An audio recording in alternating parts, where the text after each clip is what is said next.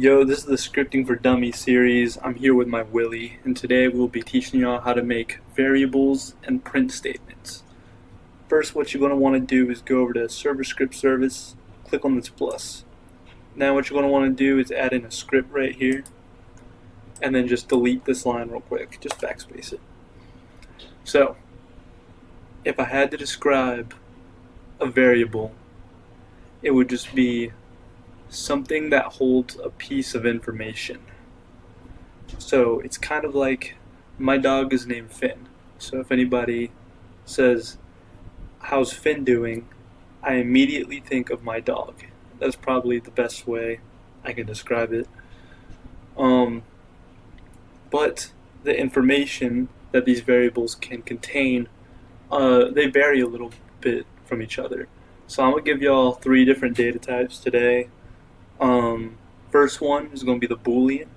What the Boolean is basically is true or false. It's like those really annoying test questions, like George Washington is not the first president of the United States. So then you read that and you might not see the not, and then you're like, oh, that's true, but then it's false because they said not. That's basically how you can think of it.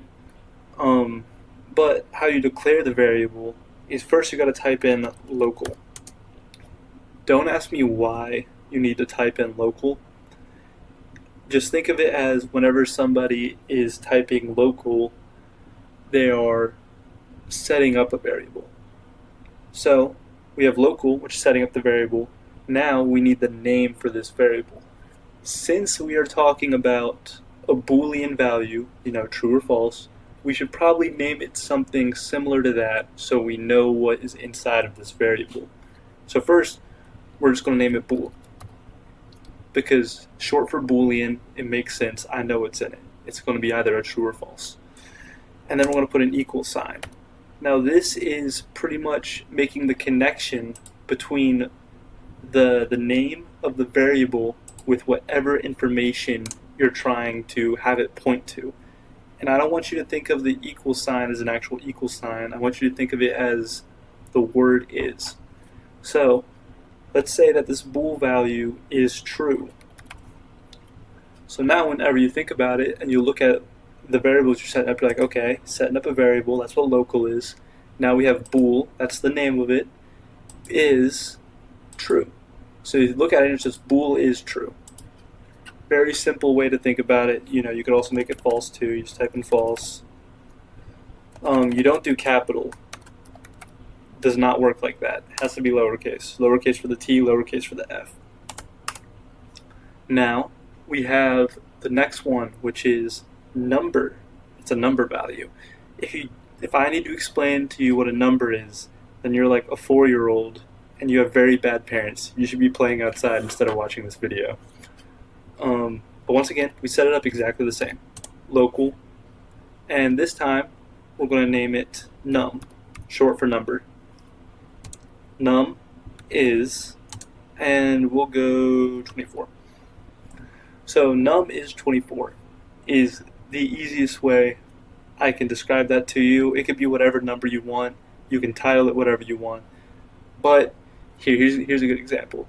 Let's say we made this name num, and then we made this name bool. So now what you have like a bunch of lines of code or whatever, you're reading it, you're trying to figure out what's happening here, and then you read num. You read num somewhere. You're going to be like, oh, that's the number value I set up. No, it's not the number value. It's a true statement. Same with just naming it like one-letter things, like naming it O. If you're reading it down the line, you're not going to remember every single variable you set up. So you're reading it down the line, you're like, where the hell did O come from? What is O? And then you got to go back up. It saves you a lot of time. So you just want to name it something like bool and name something like num. You're still probably not going to listen to what I just told you because I used to not do it. I used to name it, literally I would just name it like Y or U or I, whatever. And I would forget. I 100% forget what it is. And I've learned from making that mistake a bunch of times that you're going to save yourself a lot of fucking time. But regardless, What the next one is that I'm going to show you is a string value. Now, setup exactly the same. We'll do local, whatever. But what I want you to think about for a string value is imagine programming a book and you need to have the story written in the pages. How you would send it that information is through a string value because it's just words. It's just text, basically. So let's say we want a word, right? We'll do local word. Remember, you got to title it good. Word is equal to, you're going to want to put these quotation marks in there. And anything inside of it is what word will be. So let's say the word is dick.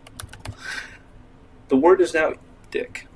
So if you ever want to print anything, by the way, this is the little print statement right here, and then you have to put these parentheses in here because whatever is inside here, it will print.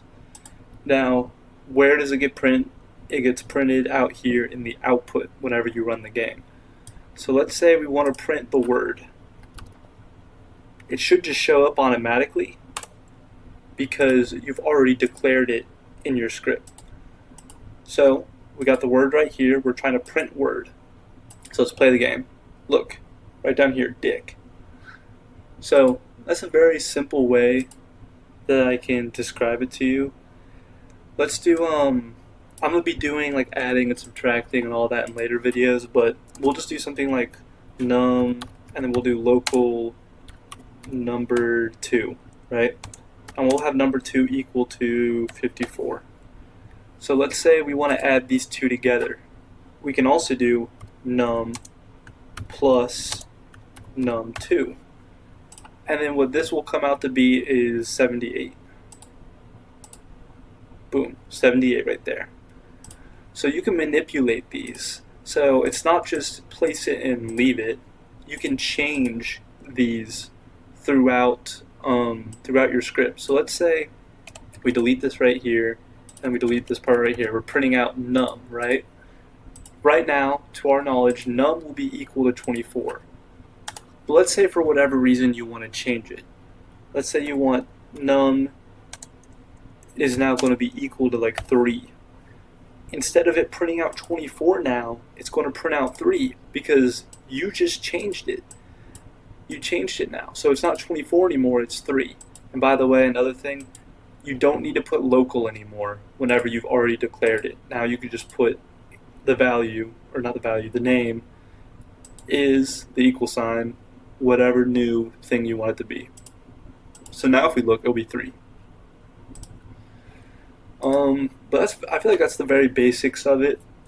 I don't know what else to tell y'all.